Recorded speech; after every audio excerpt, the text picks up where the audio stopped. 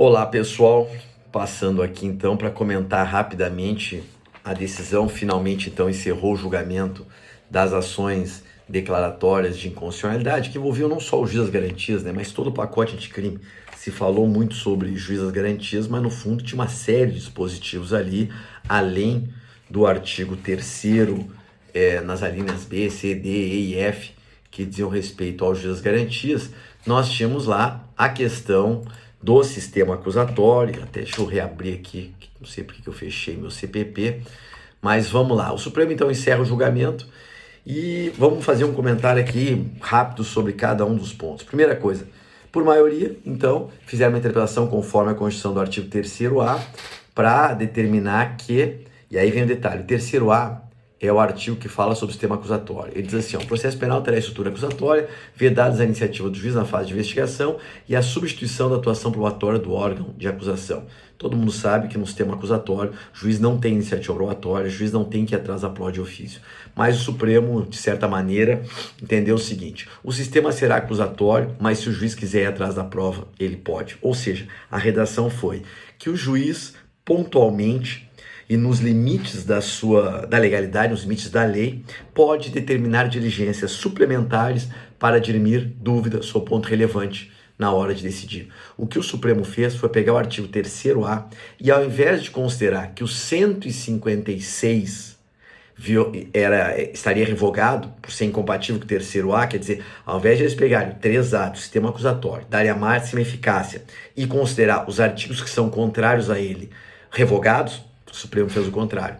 Salvou o 156, restringindo o 3º-A, sacrificando o 3º-A.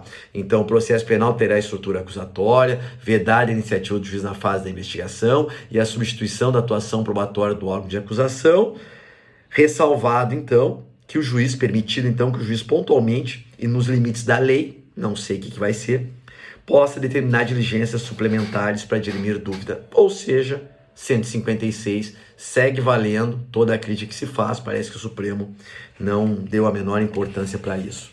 Bom, então em suma, resumindo, o sistema vai ser acusatório, mas com a permissão para que o juiz possa pontualmente determinar diligências suplementares, quando na verdade a regra é muito clara, né? Tem prova, condena, não tem, absolve. Está na dúvida, indúbio pro réu. O Supremo permite que o juiz está na dúvida, ao invés de absolver pelo indúbio pro réu, determine a diligência suplementar. Não concordo, mas é o que temos. Artigo 3º-B. Bom, o juiz das garantias, então, vencido, só o Fux ficou vencido, deverá ser implementado obrigatoriamente por todos os tribunais no prazo de 12 meses a partir da publicação do acórdão, permitindo uma única prorrogação nesse prazo de 12 meses, certo?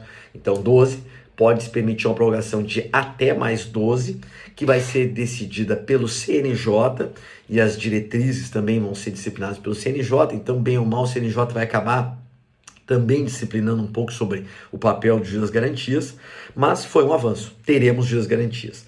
Depois, seguimos com problemas. O Supremo, então, realmente entendeu que são constitucionais, a unanimidade é o fato de o Ministério Público ter o dever de submeter ao controle judicial os atos de investigação, então os incisos 4º, 7º, sim, 8º, que é a duração do inquérito, e 9º, que é determinar o trancamento do inquérito quando não houver fundamento razoável, que estavam alegando a inconstitucionalidade. O Supremo, à unanimidade, entendeu que são artigos constitucionais, ou seja, que o controle judicial sobre a investigação é constitucional, e determinou ainda um prazo de 90 dias a partir da publicação, para que o MP encaminhe todos os PICs, os procedimentos investigatórios criminais e outros procedimentos, independente do nome que tenham, isso ficou bem frisado na decisão, sejam encaminhados para o juiz natural, ainda que não se tenha juiz das garantias, ou seja, haverá controle judicial sobre a investigação, nos termos do artigo 3º-B e os seus incisos, ainda que não tenha sido implementado o juiz das garantias no Estado. Outra coisa interessante é o seguinte, artigo 3º-B, o 3º-B, eu estou procurando aqui, porque enfim, são vários textos, né? O artigo 3º-B, inciso 6, que falava que o juiz poderá prorrogar a prisão provisória, outra medida cautelar, ou substituí-la, assegurando o contraditório em audiência pública e oral. Este inciso, bem como o inciso 7º, que fala sobre produção antecipada de provas, assegurando o contraditório e ampla defesa em audiência pública e oral. O Supremo, então, fez uma interpretação conforme a Constituição para dizer o seguinte: preferencialmente em audiência pública e oral. Preferencialmente, ou seja, permite que não se faça audiência pública e oral para prorrogar essas medidas. Um erro. Mas, enfim, seguimos. O Supremo definiu ainda que quem vai receber a denúncia, então, não vai ser o juiz das garantias, como estava na lei, mas sim o juiz da instrução e do processo. Esse é o maior erro. Então, quem vai receber a denúncia ou queixa vai ser o juiz do processo, da instrução e julgamento, certo? E que a competência do juiz das garantias cessa com o oferecimento da denúncia, certo? Então, o juiz das garantias atua até o oferecimento da denúncia. Quem decide se recebe ou não recebe é o juiz do processo. Um erro também, todos nós sabemos que o fato do juiz receber a denúncia, analisar tudo aquilo, gera um viés confirmatório depois lá na decisão, etc e tal. Outra coisa interessante, né, negativa, é que a exclusão física dos autos do inquérito, que era um elemento super importante, a exclusão física dos autos do inquérito, o Supremo entendeu que é inconstitucional, não sei como, então o inquérito vai continuar entrando no processo, e por conta disso o inquérito entra no processo, quando deveria sair, e o juiz que recebe a denúncia ou queixa é o juiz do processo que vai analisar o inquérito. Então, o juiz das garantias diminui um pouco a contaminação, diminui a dissonância, diminui um pouco o viés confirmatório, mas não elimina, não reduz na proporção que nós gostaríamos que reduzisse, certo? Outra coisa, artigo 3º-B, parágrafo 1º, parágrafo 3º aqui, que vai falar: o preso em flagrante foste mandado ser encaminhado ao juiz das garantias no prazo de 24 horas, quando vai se realizar audiência pública, vedado o emprego da videoconferência, passa a se entender da seguinte maneira: se permite então o emprego da videoconferência, não está mais vedado, salvo a impossibilidade fática, ou seja, se houver uma impossibilidade fática de fazer uma audiência presencial, pode-se empregar a videoconferência, ou seja, excepcionalmente pode-se adotar a videoconferência nesse momento aqui. Bom, depois disso, deixa eu ver aqui que são várias mudanças. O 3º-B, parágrafo 2º. Se o investigado estiver preso, o juiz das garantias poderá prorrogar uma única vez a duração do inquérito. O Supremo entendeu que podem haver novas prorrogações, não é só mais uma vez, podem haver novas prorrogações, certo? E que pode haver prorrogação e que isso não conduz a prisão, não vai ser imediatamente relaxada se exceder o prazo autorizado. Eles acabam com a história do prazo com sanção. Todo o conjunto que se fez de tem que se fazer isso no prazo tal, sob pena de considerar a prisão ilegal, o Supremo entendeu que não, que é inconstitucional, fez uma interpretação conforme e tirou a revogação automática da prisão nos termos também que já tinha feito na ação, na ADI, né, da ação declaratória de constitucionalidade 6581. Deixa só eu continuar aqui meus apontamentos, que são muitos pontos. Outra coisa, juiz das garantias não vai se aplicar aos processos de competência originários dos tribunais, não tem justificativa para isso, na boa, já era colegiado, podia ter. Não se aplica ao júri, que também é um erro. Por quê? Porque nós temos uma série de decisões antes do júri, sabe, que exigiriam imparcialidade máxima do juiz, mas não se aplica ao júri. Também não se aplica à violência doméstica, deveria, mas o Supremo veio com um argumento de eficientismo, que também não tem fundamento. E por último, não se aplica às infrações de menor potencial ofensivo, que isso aí já estava previsto na lei, porque o juizado realmente não comporta. Mas se aplica aos processos de competência da justiça eleitoral, que num primeiro momento já sido afastado, vai ter. Outra coisa, então, não é mais atuação do juiz das garantias até o 399, não, ofereceu, cessou. Outra coisa, tá, já falei sobre isso. Também depois eles fazem adequação, sempre que o artigo fala em recebida, a denúncia, o Supremo está entendendo que é inconstitucional, basta o oferecimento.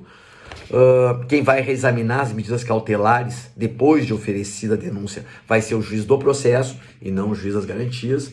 Também entendeu que o 3º-C, parágrafo 3º e 4º são inconstitucionais. O 3º-C, parágrafo 3º e 4º era a exclusão física dos autos e o acesso aos autos acautelados, isso é inconstitucional, então o inquérito vai continuar entrando todo dentro do processo. O terceiro D, que fala que o juiz que na fase de investigação praticar qualquer ato incluindo as competências do 4º e 5º, o Supremo entendeu que é inconstitucional, que o parágrafo primeiro, que o parágrafo único do terceiro D também é inconstitucional, então isso aqui tudo é inconstitucional. Depois, terceiro E, o juiz das garantias será designado conforme as normas de organização judiciária, observando os critérios objetivos, não é mais será designado, mas sim será investido. Então fez uma interpretação conforme para trocar essa palavra. Afirmou que é constitucional o terceiro F, que é o cumprimento das regras de tratamento dos presos, etc. Ok. O terceiro F, parágrafo único, tem que se conjugar com a necessidade de se efetividade da lei, mas isso aqui segue a proteção, nenhuma alteração. Depois, lá no 28, temos um grande problema no 28, que é o seguinte, é só cancelar uma ligação que estava entrando aqui. O 28, infelizmente, retalharam o 28, se queria que o 28 fosse o Ministério Público, então, ordenasse o arquivamento do inquérito, como manda o sistema acusatório, o Supremo voltou ao sistema antigo, dizendo que o Ministério Público vai se manifestar pelo arquivamento. Vejam, a lei fala ordenado o arquivamento pelo MP. O Supremo faz uma interpretação conforme para rasgar isso e dizer, não, o MP vai se manifestar pelo arquivamento, quem vai definir pelo arquivamento é o juiz, ou seja, voltou à sistemática antiga de 28, um atraso, e mais, né, que o juiz vai fazer o controle do arquivamento, e mais, a única novidade que nós temos é que agora a vítima vai ser igualmente comunicada do arquivamento, aí sim, isso está no 28, o parágrafo 1º. Se a vítima ou seu representante não concordar com o arquivamento, poderá, no prazo de 30 dias recebida a comunicação, submeter a matéria à revisão. Aqui teve uma discussão e o Supremo entendeu o seguinte, o Supremo entendeu o seguinte, se o Ministério Público requerer o arquivamento, não mais arquivo, mas requer o arquivamento, o juiz pode concordar ou não concordar. Se o juiz concorda, a vítima pode recorrer para a instância de revisão ministerial. Isso é novo, certo? É o que está na lei. Agora, o juiz pode não concordar com o arquivamento e ele, juiz, encaminhar para a instância de revisão ministerial, bem como a vítima também pode recorrer para a instância de revisão ministerial. Então, assim, ó, além da vítima ou seu representante legal, também poderá a autoridade judicial encaminhar para a instância de revisão ministerial. Aqui, cara, infelizmente eles ressuscitaram a lógica do 28 antigo, sabe? E o juiz pode fazer esse controle quando houver um caso de flagrante ilegalidade ou teratologia, ou seja, aquilo que o juiz, quando ele quiser fazer, tá? Consideraram constitucional o 28A, que é aquele do acordo de não persecução penal, incisos 13 e 4, certo? Não há problema, o Supremo entendeu que é constitucional, então não afetou nada no acordo de não persecução penal. A unanimidade declararam, não, foi a maioria, por maioria declararam a inconstitucionalidade do artigo 157, parágrafo 5º, que era um avanço, era aquela história do juiz que tocar na prova ilícita, aqui ó, parágrafo 5º, o juiz, se conhecer do conteúdo da prova declarada inadmissível, não poderá proferir sentença. O Supremo entendeu que é inconstitucional. Então, acabou o parágrafo 5º do artigo 157.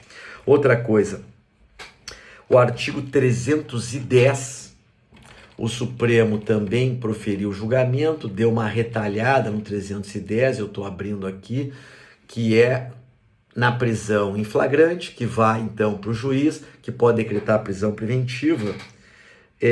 A audiência de custódia pode ser por videoconferência. Primeira questão, a audiência de custódia então pode ser por videoconferência. Segundo ponto, onde é que está? O parágrafo 4º do 310. Transcorridas 24 horas após o decurso do prazo do caput, a não realização da audiência de custódia sem motivação idônea ensejará a ilegalidade da prisão que será relaxada. Isso o Supremo considerou inconstitucional. Mais uma vez aquela mesma linha, né, em que a lei estabelecia prazo, dizendo, se não cumprir esse prazo, a prisão é ilegal. O Supremo veio e disse, se não cumprir o prazo, a prisão segue valendo. Certo? Então já tinha decidido anteriormente. Outra coisa, tem uma regra de transição, certo? Que as ações já instauradas, ações penais já instauradas, quando da implementação do juiz das garantias, vão valer normalmente, que não acarreta alteração da competência. Então, uma regra de transição, que bom, o juiz das garantias vai ser só depois que tiver completamente implementado. Avaliação final que eu faço de tudo isso. Perdemos uma grande chance de evoluir muito. O Supremo não evoluiu tanto quanto podia. Não vou dizer que esvaziou completamente o Instituto, porque não esvaziou. Vamos ter juiz das garantias, vai demorar mais um ano, ok? Infelizmente, quem vai receber a denúncia ou queixa não vai ser ele, vai ser o juiz do processo, um erro. Infelizmente, o inquérito vai continuar acompanhando o processo, outro erro, explico isso tudo nos meus livros, enfim. Melhoramos um pouco a coisa, vai ter uma diminuição do nível de contaminação, mas não eliminamos, ou pelo menos não avançamos tanto quanto podíamos. E com relação ao sistema acusatório, lamentável que o Supremo não tenha compreendido a importância do sistema acusatório, que não tenha compreendido que no sistema acusatório o juiz não vai atrás da prova, que não tenha compreendido que na dúvida se absolve, e tenha cravado então o seguinte, o sistema será acusatório, o juiz não pode ir atrás da prova de ofício, mas se quiser, ele pode. Em suma, é isso. Ou seja, seguimos com uma estrutura bastante inquisitória e autoritária, um ranço, e vamos esperar como é que vai ser a interpretação que vai se dar ao pouco que evoluímos, porque um pouco nós evoluímos, um pouquinho sim evoluímos, não tanto quanto gostaríamos. Também seguimos esperando, já sei que o 156 eles salvaram, como eu falei, já que eles mexeram no terceiro A, o 156 vai seguir valendo, o que é um grande erro. O 385, que era aquela história do juiz poder condenar, ainda que o Ministério Público deixe de acusar ou peça absolvição, não se tocou nesse assunto.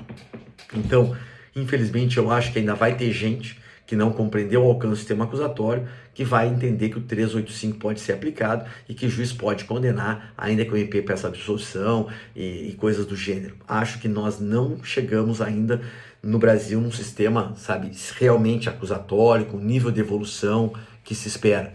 O que nos sobra? Esperança. Continuar brigando e continuar lutando para termos um código inteiramente novo e à luz de um sistema constitucional e acusatório e também convencional. Então, em suma, pessoal, essa é a avaliação muito rápida que eu fiz. Não foi publicada ainda a decisão do Supremo. Claro, vamos ler, mas eu acabei de assistir tudo, resumi para vocês.